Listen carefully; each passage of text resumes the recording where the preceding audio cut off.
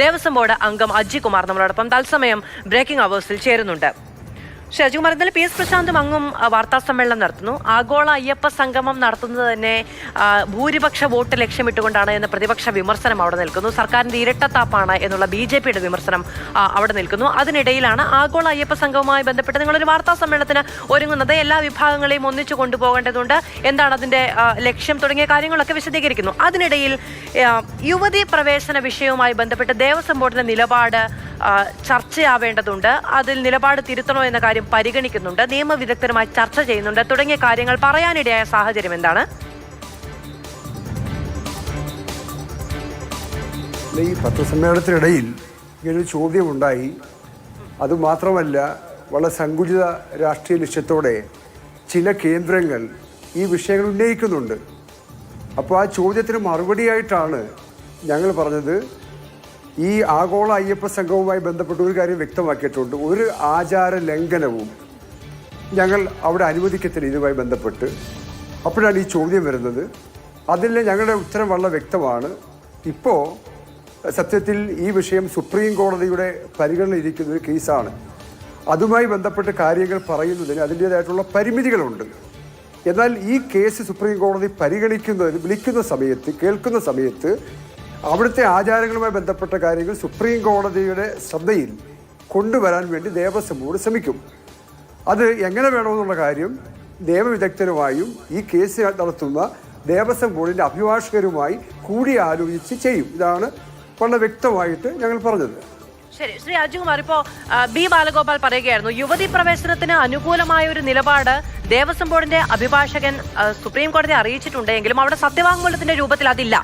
അത് വാക്കാലുള്ള അറിയിപ്പ് മാത്രമായിരുന്നു. സത്യവാങ്മൂലത്തിന്റെ രൂപത്തിൽ അവിടെയുള്ളത് യുവതി പ്രവേശനത്തിന് വിഘാതമായ അല്ലെങ്കിൽ അതിനെ എതിർത്തുകൊണ്ടുള്ള സത്യവാങ്മൂലം തന്നെയാണ്. ഇത് ദേവസ്വം ബോർഡിന്റെ ഇപ്പോഴത്തെ പ്രസിഡന്റായ PS പ്രശാന്തിനോ അങ്ങേക്കോ അറിയാത്തതല്ല. അപ്പോൾ ഈ സത്യവാങ്മൂലത്തിലെ നിലപാട് മാറ്റം സംബന്ധിച്ച് ചർച്ചകൾ നടക്കുന്നു എന്ന് പറയുമ്പോൾ യുവതി പ്രവേശനത്തിന് അനുകൂലമായ നിലപാട് സ്വീകരിക്കുമെന്നാണോ പ്രതികൂലമായ നിലപാട് സ്വീകരിക്കുമെന്നാണോ? എന്താണ് യഥാർത്ഥത്തിൽ ബോർഡിന്റെ നിലപാട്? ഞാൻ പറഞ്ഞല്ലോ, തുടക്കത്തിൽ പറഞ്ഞത്, ഇപ്പോൾ സുപ്രീം കോടതിയിൽ ഇരിക്കുന്ന ഒരു കേസ് രൂപത്തിൽ ഒരു പരിമിതിയുണ്ട് ഞങ്ങൾക്ക് ഈ വിഷയത്തിൽ പ്രതികരിക്കാൻ.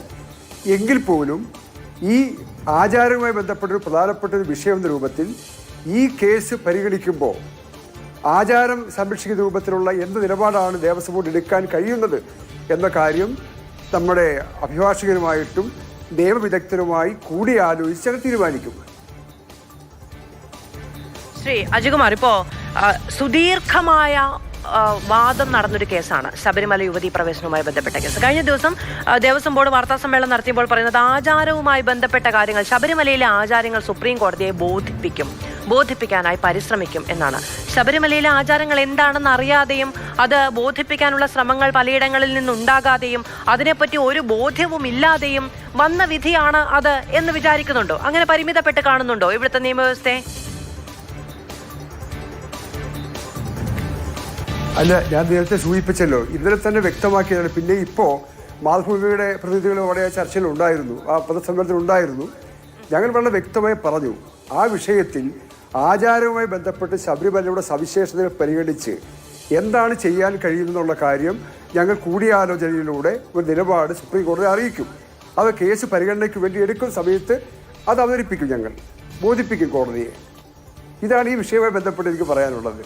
സത്യത്തിൽ ഇത് ദേവസ്വം ബോർഡിൻ്റെ പ്ലാറ്റിനം ജൂബിലി ആഘോഷവുമായി ബന്ധപ്പെട്ട് ലോകമെമ്പാടുമുള്ള അയ്യപ്പ ഭക്തന്മാരെ അവരുടെ ഒരു സംഗമം സംഘടിപ്പിച്ച് ഈ ശബരിമലയെ ആഗോള തീർത്ഥാടന കേന്ദ്രമായി എങ്ങനെ മാറ്റാം എന്ന രൂപത്തിലുള്ള ചർച്ചയ്ക്കുള്ള വേദിയാണ്. അത് ബ്രീഫ് ചെയ്ത സമയത്താണ് ഇങ്ങനെയൊരു ചോദ്യം വന്നത്.